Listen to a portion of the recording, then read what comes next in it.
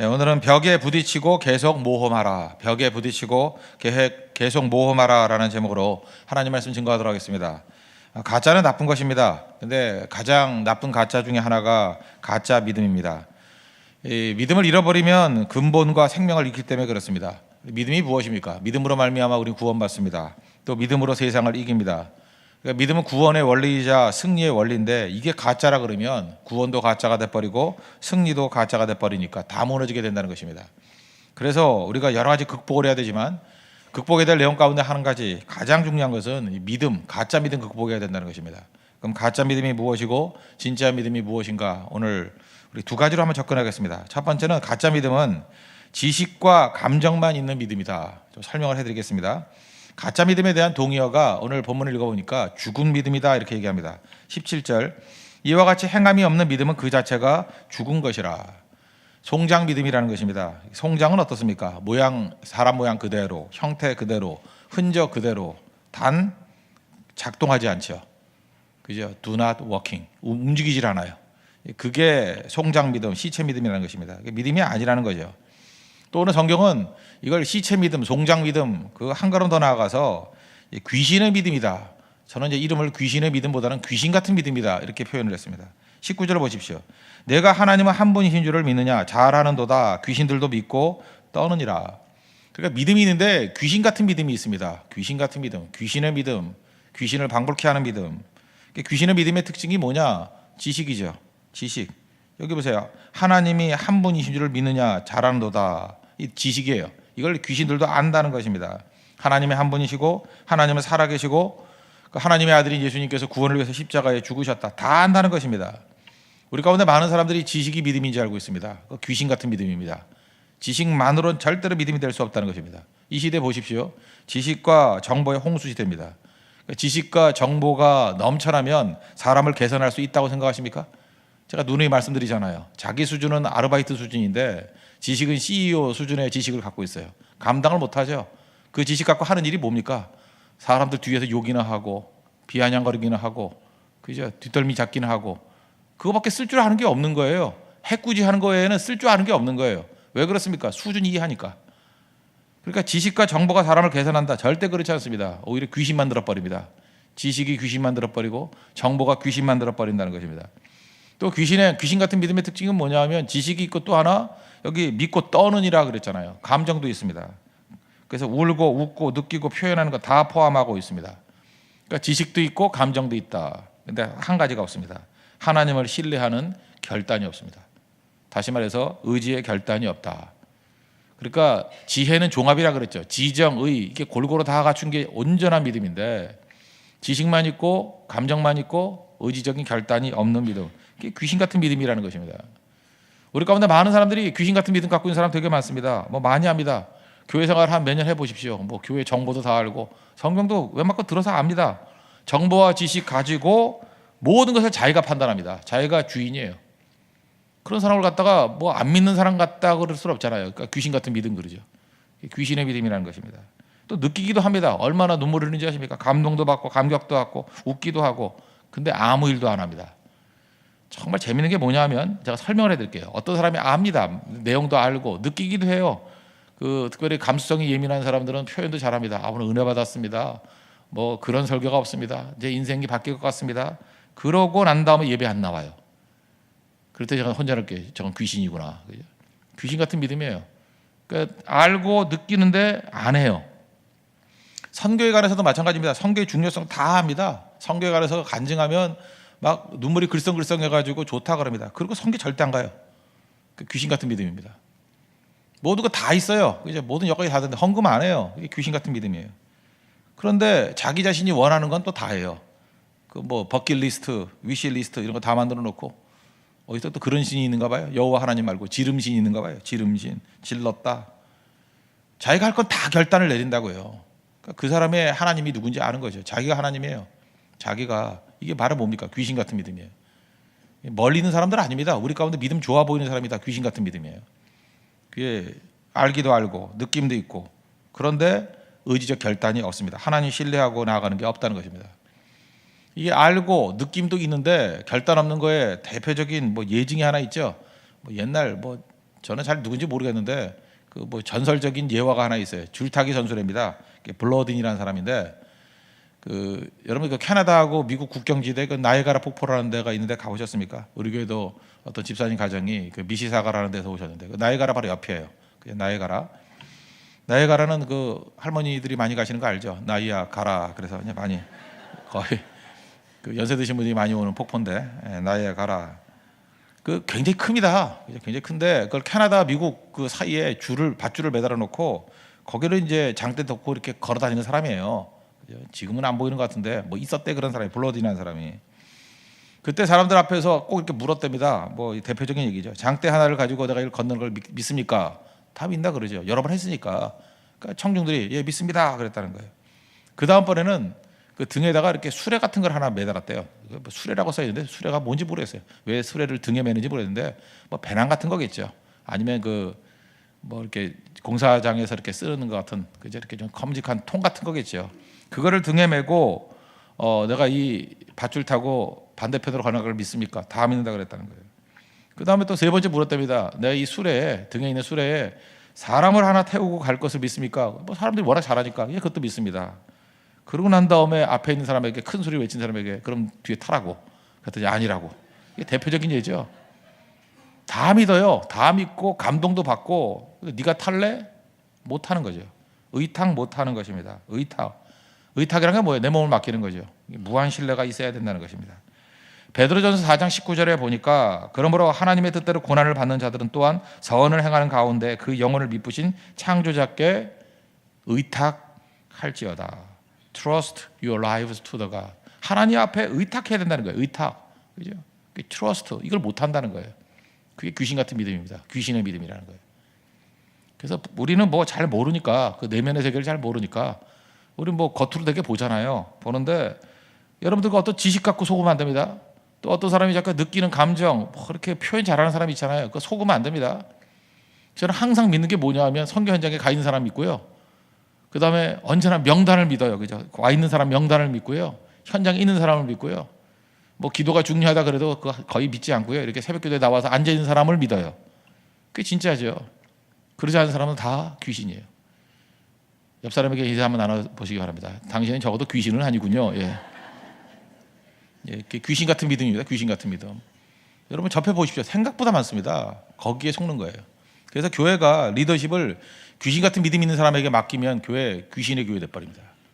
진짜예요. 그리고 리더들 이렇게 간사들 이 귀신 같은 믿음을 갖고 있는 사람들이 있거든요. 이런 사람들 맡겨놓으면 이 전부 다 귀신의 나라가 돼버린다는 거예요. 그 지식과 지혜 구분하십시오. 지식은 분석이지만 지혜는 종합이라는 거. 그러니까 지정의 이 세 가지를 다 포함하는 내용이 돼야만 된다는 것입니다. 두 번째 이제 믿음인데 진짜 믿음은 뭐냐? 이게 벽에 부딪히고 모험하는 믿음이다. 벽에 부딪히고 모험하는 믿음이라는 것입니다. 사실 그 야고보서 2장은 굉장히 난해 구절이라고 생각하는 사람들이 많습니다. 이유가 뭐냐하면 여기 아브라함의 믿음이 나오는데 이게 로마서하고 충돌한다는 거예요. 로마서를 보면 우리가 믿음으로 말미암아 의롭게 되었다 그러죠. 근데 여기를 보니까 행함으로 의롭게 되었다라고 문자적으로 나오잖아요. 이게 뭡니까? 뭐 이런다는 거예요. 21절 한번 보시겠습니다. 우리 조상 아브라함이 그 아들 이삭을 제단에 바칠 때 이걸 믿음이라고 배웠는데 여기 뭐라 그래요? 행함으로 의롭다 하심을 받은 것이 아니냐. 이렇게 나온단 말이에요. 또 23절 보십시오. 이에 성경에 이른 바 아브라함이 하나님을 믿으니 이것을 의로 여기셨다는 말씀이 이루어졌고 그는 하나님의 벗이라 칭함을 받았나니. 여기 보니까 하나님을 믿은 내용이 뭐냐 하면 이렇게 행함이다. 그래서 나중에 뒤에 보니까 행함과 믿음 두 개가 다 있어야 되는 거 아닙니까? 라고 하면서 로마서에 믿음으로만 구원받는다는 것이 이게 이상한 거 아닙니까? 이렇게 혼돈이 온다는 거예요. 그 지식 추구하는 게 귀신의 믿음이라는데 그 귀신의 믿음의 특징이 뭐냐면 지식을 단편적으로 갖고 있는 거예요. 그거를 또 연결시킬 줄을 모르는 겁니다. 창세기를 읽어보세요. 그게 정답이에요. 창세기 읽어보면 이게 내용이 뭐냐면 이게 순서의 혼돈이라는 것입니다. 여기서 그 23절에 나오는 아브라함이 하나님을 믿으니라고 그랬죠. 이게 어디 나와요? 창세기 15장 6절에 나옵니다. 창세기 15장 6절의 내용이 뭐냐 하면 이런 거예요. 아브라함이 아들이 없어서 초조해했습니다. 초조했더니 하나님께서 그 빈센트 반 고흐는 아니지만 별이 빛나는 밤에 아브라함을 부르십니다. 별이 빛나는 밤에 아브라함아 아브라함아 그랬더니 왜 그러세요? 무슨 음악 틀어주려고요? 아니다, 나와. 그리고 별 봐라 그랬다는 거예요. 별 세어봐 그랬다는 거예요.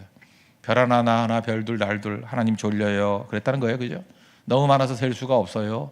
그때 하나님이 뭐라고 말씀하시냐면은 못 세겠지, 내 자손이 저 별보다 많아질 거야. 그리고 땅도 줄 거야 그랬다는 거예요. 그럴 때 그 말씀을 아브라함이 믿었대요. 그래서 하나님께서 그것을 그 믿음을 의로 여기셨다. 그게 창세기 15장 6절의 말씀입니다. 아시겠습니까? 그리고 이거 15장이에요. 그리고 아브라함의 아들 이삭을 바치는 건 몇 장에 나옵니까?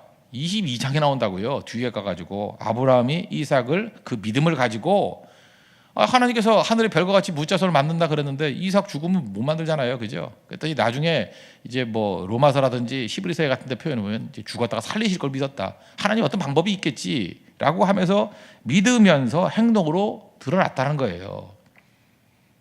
그것을 의로 여겼다는 것입니다. 뭐 다른 게 하나도 없죠. 그러니까 믿은 건 뭐예요?